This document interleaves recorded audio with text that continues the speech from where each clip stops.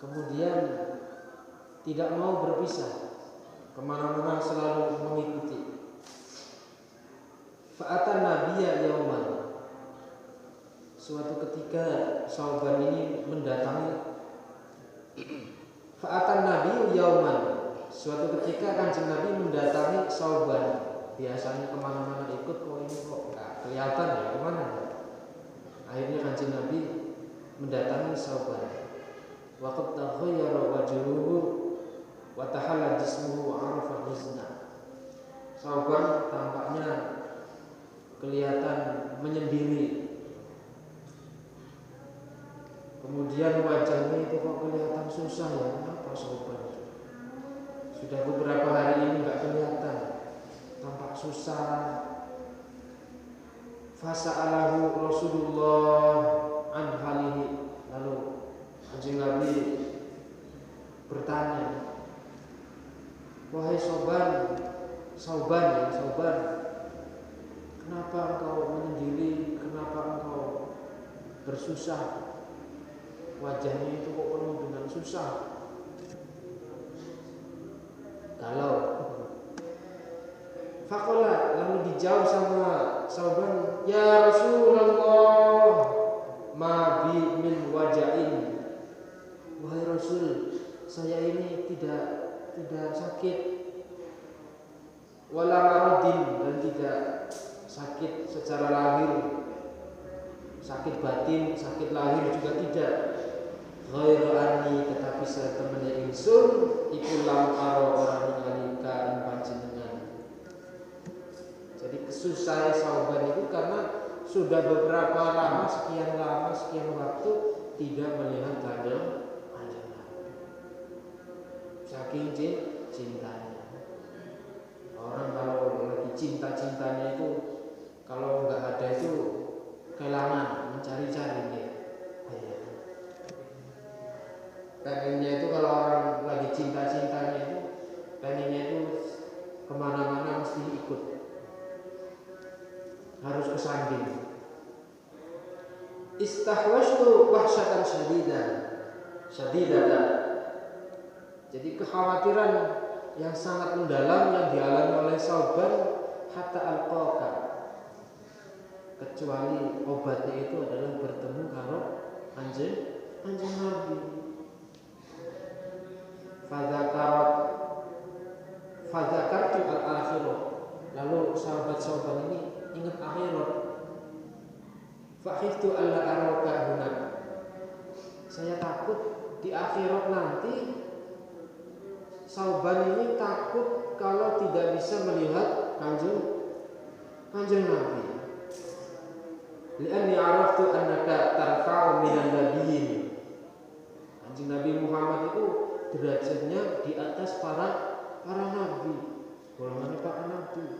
Sedangkan Sauban itu bukan nabi, belum tentu lah.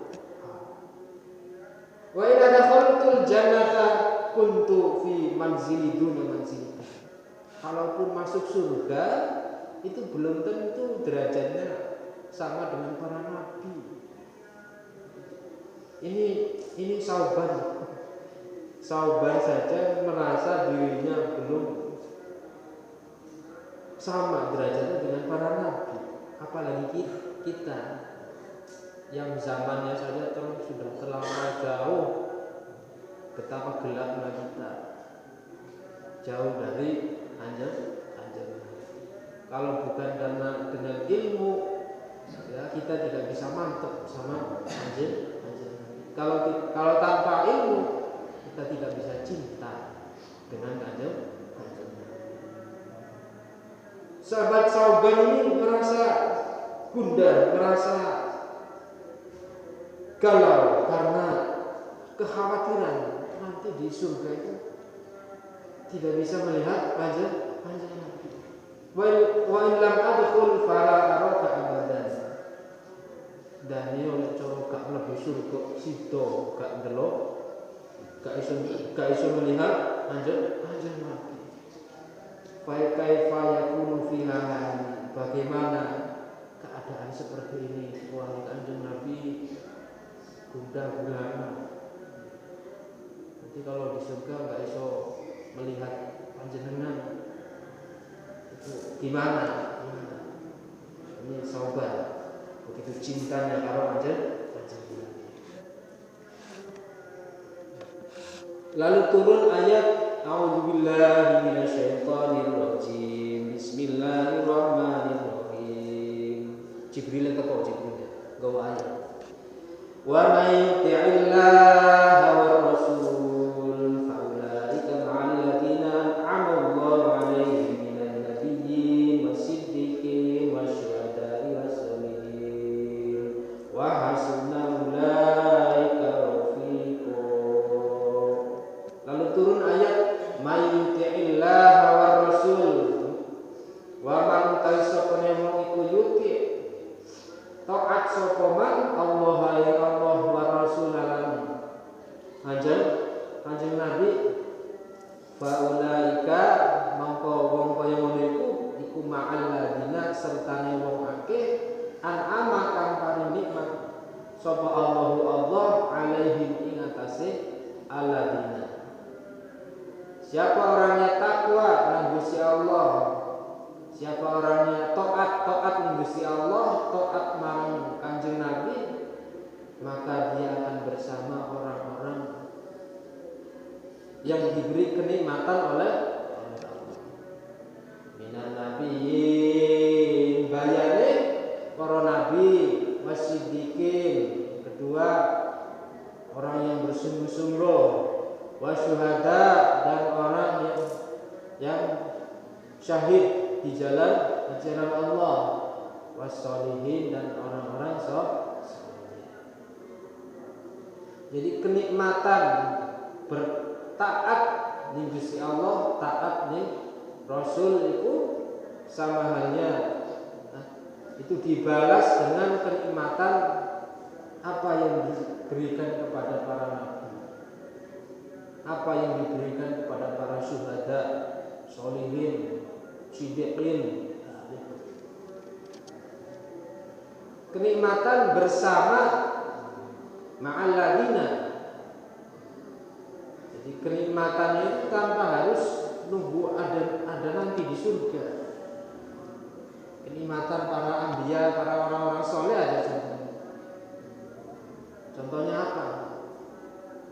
Kenikmatan yang diberikan oleh Allah kepada orang soleh dengan melakukan taat, hatinya semakin nikmat.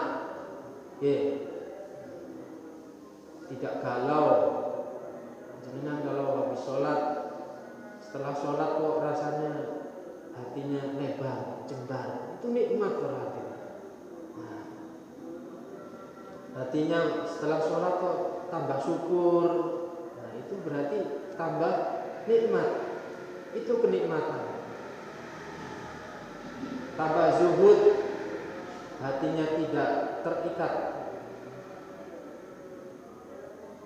Habis sholat, zikir, wiridan, ya, kalau dipikir-pikir mah orang hidup di dunia ini tidak membawa apa-apa dan kembali juga tidak membawa apa-apa.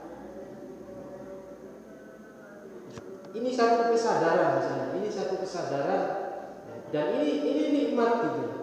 Ini adalah contoh nikmat yang diberikan kepada orang-orang soleh. Zuhud, tawakal, ya. Habis sholat kok hatinya semakin tawakal, orang gumrangsang, tidak panas. Itu tawakal. Kemudian sifat hina. Sifat hina itu apa? Sifat hina itu putusnya hati dengan hukum asbab, hukum sebab akibat. Jadi Gusti Allah ini sudah menurunkan, sudah menciptakan hukum asbab. Orang kalau mau makan, asbabnya apa? Orang kenyang itu asbabnya apa? Ya harus makan. Orang kalau pengen mendapatkan sesuatu, dia harus asbabnya harus usaha dulu, tidak ujuk-ujuk kemudian datang rezeki dari langit, turun uang dari langit, hujan uang. Enggak.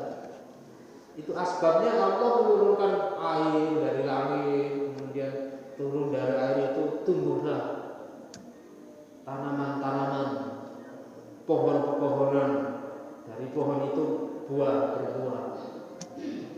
Habis berbuah itu belum tentu dimakan sama panjenengan, belum. Dari sekian itu ada yang roboh, ada yang dimakan. Hah? Ya belum tentu rezekinya lah, belum tentu. Nah itu asbab juga. Jadi begitu tebalnya asbabnya Allah, hukum dunianya Allah, dan itu Allah bersemayam di balik semua hukum dunia ini. Jadi Allah itu sangat tebal. Ketika panjenengan setelah sholat, zikir, hatinya merasa mantep karena Gusti Allah dengan janjinya Allah, maka itu adalah satu kenikmatan. Wa may yuti'illah wa rasul fa ulaika ma'al ladzina an'ama Allahu 'alaihim. Jadi orang taat ning Gusti Allah, taat ning Rasul itu bersama orang-orang para nabi, wasyuhada, para siddiqin, orang-orang saleh. Jadi di surga nanti itu belum tentu kita itu bersama bareng sama kanjeng Nabi, belum levelnya, bukan derajatnya, belum. Tapi kenikmatan itu kita bisa rasakan di dunia tanpa harus ngenteni surga nggak tahu, kita belum tentu kan ya. Tapi dari indikasi-indikasi, dari tanda-tanda ini itu sudah nyata, kita sudah merasakan itu. Itu contoh, ini saya mengaplikasikan, mencontohkan sini. Artinya apa? Di dalam untuk kekuatan untuk melakukan ketakwaan Allah, takwa Rasul, itu maksudnya bermazid targhib fit ta'ah. Jadi bertambahnya rasa cinta di dalam melakukan ketaatan. Jenengan boten menangi kanjeng Nabi, angel, orang mungkin kanjeng Nabi, orang satu zaman. Tapi caranya adalah melalui taat di Allah, taat mari aja. Dan rasa cinta itu membangkitkan kita untuk melakukan taat. Maka daripada itu orang cinta kanjeng Nabi itu termasuk dalam, termasuk thoriqah ilallah. Jadi jalan menuju Allah. Jadi bisa menjadi wasilah. Apa wasilah itu, Pak? Wasilah itu jalan. Kita mau menuju Allah, wasilahnya demen kanjeng Nabi. Dan itu boleh sah. Kita pengen mendapatkan syafaat kanjeng ya ayyuhalladzina amanu innallaha wa malaikatahu yusholluna 'alan nabi. Para malaikat Allah semuanya juga membacakan sholawat kepada kanjeng Nabi supaya apa? Mendapatkan syafaat. Sebab apa? Kita ini model-model awak dhewe iki gurung karuan kalau bukan tanpa ngarep-ngarep syafaat, ngarep-ngarep bantuan, sholat aja kita masih banyak kekurangan. Zikir saja kita masih banyak lupanya. Karena orang wiridan, kadang wiridan yang orang ini Gusti Allah. Jarene wiridan lho, tapi sing dieling sawah, eling dunia. Dan itu masih jauh, kita masih gelap kita. Jadi kita perbanyak sholawat di bulan Maulid, perbanyak sholawat di bulan Maulid supaya mendapatkan syafaat, supaya kita mengharapkan semakin cinta. Dengan cinta itu kemudian kita enteng untuk melakukan ibadah yang Gusti Allah. Dengan cinta kita juga bisa mudah di dalam melakukan ibadah, di dalam beramal. Jadi bisa menjadi pemicu kita untuk melakukan ibadah, semangat di dalam melakukan ibadah. Bayanun alladzina halun minhu amin dhamirihi qasamahum arba'at aqsamin fi hasabi manazilihim. Kemudian Allah memberikan kenikmatan minan nabiyyin wasiddiqin wasyuhada wassalihin. Itu ada 4 derajat. Ada orang-orang para nabi, para siddiqin, syuhada, wassalihin. Aman dewi iki nabi bukan, siddiqin belum, bukan, syuhada juga. Syuhada orang-orang yang syahid, orang yang mendermakan di jalan Allah juga belum tentu. Wassalihin, koyoke mirip-mirip solihin, orang-orang soleh. Ya, mudah-mudahan dengan kita melakukan sholawat, ya, perbanyak sholawat, cinta kanjeng Nabi, mempermudah kita untuk taat Gusti Allah, taat kanjeng Nabi. panjenengan cinta ning Kanjeng Nabi. Kanjeng Nabi merintah, ya dilakukan. Panjenengan gara-gara cinta ning Kanjeng Nabi, panjenengan bisa menghindarkan sesuatu yang dilarang. Ini mahabbah, jadi cinta. Yang namanya mahabbah itu dasarnya itu gerakan. Jadi Allah itu sudah menciptakan kita itu dengan menciptakan alam itu dasarnya dari mahabbah. Mahabbah itu adalah gerakan. Alam ini semuanya mahabbah, semuanya cinta. Air misalnya, air itu mengalir, bergerak. Geraknya air itu cinta. Cintanya Allah kepada makhluk. Cintanya Allah kepada kanjeng Nabi. Karena apa? Sebelum Allah menciptakan dunia ini, jadi dunia ini diilhami oleh kanjeng Nabi. Gusti Allah nggawe dunia ini, gawe arus kabeh semuanya itu demi satu kata Muhammad.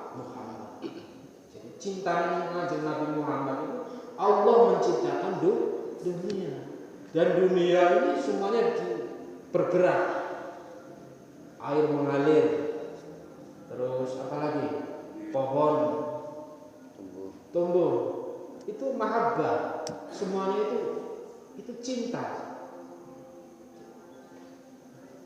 Jadi dunia saja istilahnya cintanya kepada Kanjeng Nabi, cintanya kepada Allah itu melalui gerakan.